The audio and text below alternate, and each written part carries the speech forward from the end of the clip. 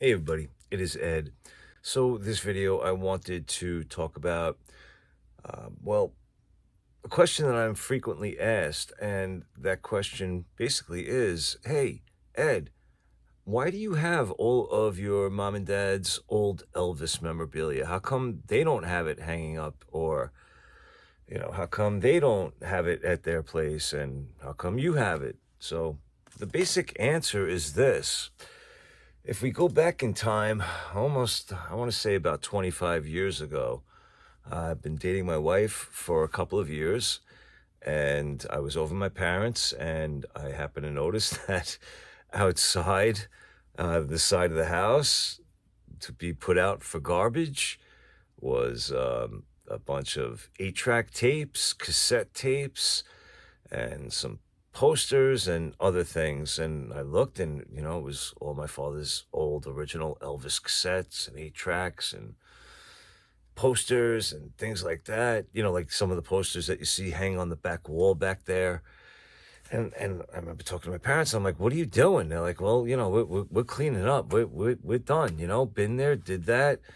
Uh, got the postcard and the T-shirt and all that other good stuff, and they were ready to part with it. And I'm like, "What are you, crazy?" Now, this is around the time when eBay was pretty popular, and I was like, "Well, if you're gonna throw it out, you may as well at least try and make some money on it." Because at that point, I wasn't really collecting Elvis memorabilia or things like that, or even thinking about really keeping a majority of their items. Certain things, of course, if they went in the garbage, for example, like the scarves, which they weren't, they those weren't going in the garbage, but certain things or whatever. But certain things that I did save and put on eBay, we wound up getting pretty decent amount of money for at the time.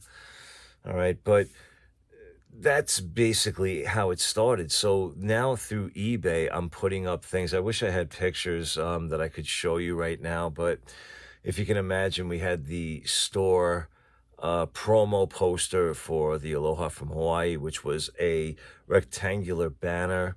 It was green and white in color with black lettering, and had different photos on there from the album and the album cover as well.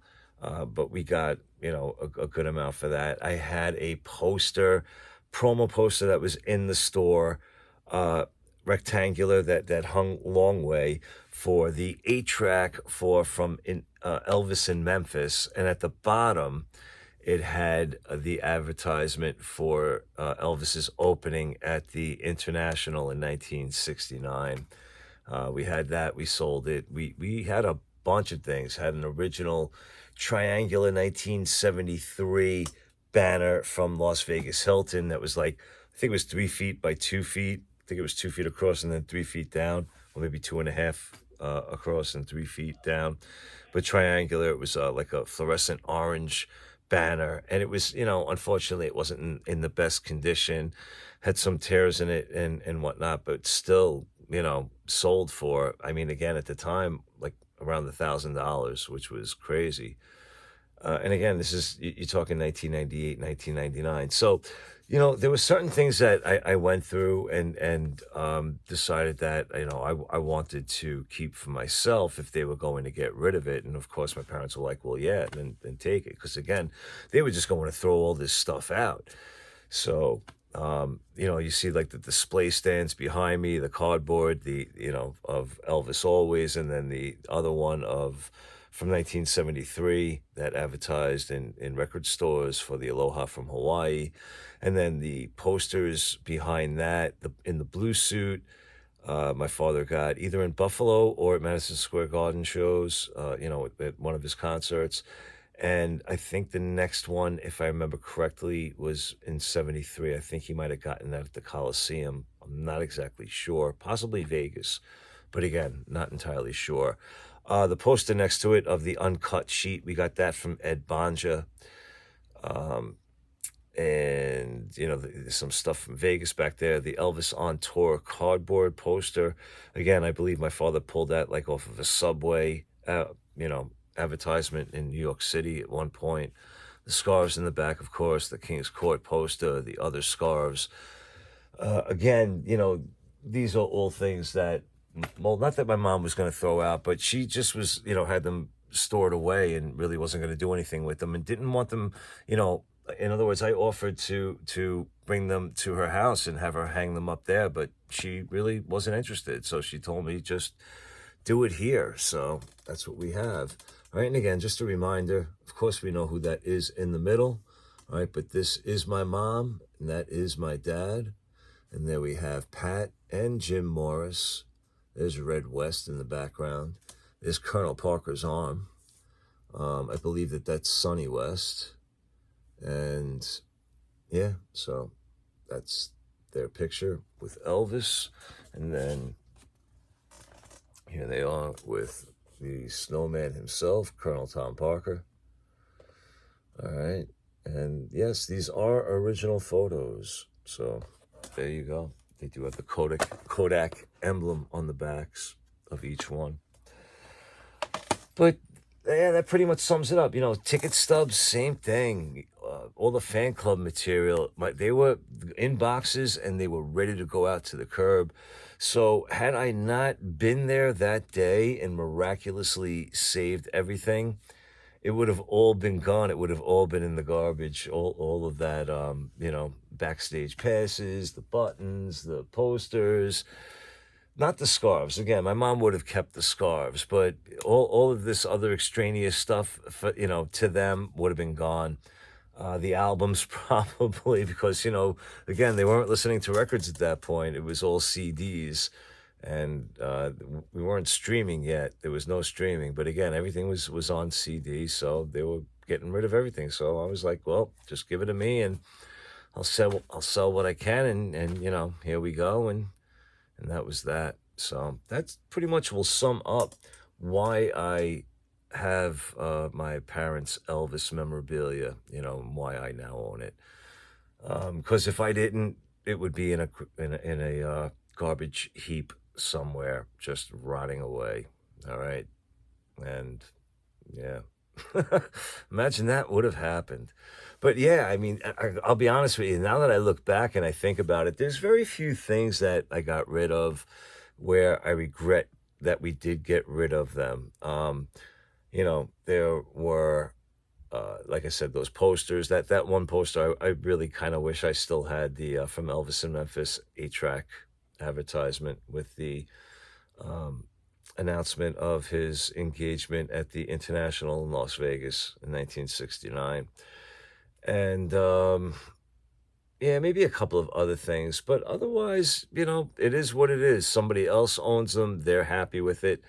Kind of like when I sold my scarf. And speaking of that, I just heard today from the person who now owns my scarf from Elvis. And somebody reposted the Nassau Coliseum July 19th, 1975 footage. It's apparently remastered, and it does look very good, but still no video of me getting my scarf or kiss from Elvis. However, in this particular video, you do see my father you don't see my father, but you see my father's hand handing Elvis the Kingscourt poster right back there, and shaking my Elvis's hand. So, and some other, nice footage. And it's good when I looked at that, because it really brings back the memories of me sitting front row on that day and how he was so close and at the same time appeared like he was like just so far away. It's hard to explain. Maybe it was because I was so young at the time. I was only 6, so I was smaller, of course. And I mean, I remember when my father lifted me up to, and was brought closer to the stage. Of course, it was a different perspective, and he definitely looked a lot bigger and closer, of course. But sitting in that front row seat and being probably about 5 feet away from the gate, if you will, and then the guards that were blocking the stage, and then looking up and then at Elvis. So, I remember being like this for a lot of it. And again, even if he was close, he kind of seemed like he was far away until my father was able to bring me up closer at that moment. And then from there, it didn't matter because I had my moment and it was cool. And yeah, so I don't know. I guess that's it. Let me, if you would like, you can leave me a comment. Let me know what you think. And I appreciate you watching and listening to me babble through this. And let me know if you have any questions if you would like. All right, and a quick reminder, I do have available from the fan club, I made up reproductions of the original Elvis the King, the Kingscourt fan club buttons. These are limited edition of 100. They are numbered and actually initialed by me as well. And also as an added bonus, you get my very first Elvis concert, July 19th, 1975, New Haven, Connecticut, where you pretty much hear me and my family, mom, dad, maybe a little bit of my brother as well, throughout this concert, but mostly me being annoying, wanting to try and get Elvis' attention, singing poorly, out of key with Elvis, wanting him to sing Fairy Tale, begging my father to try and get him to sing Fairy Tale, me just bitching and moaning when he doesn't or can't hear me. It's just, you'll be embarrassed for me. I appreciate you watching. Leave me a comment if you want.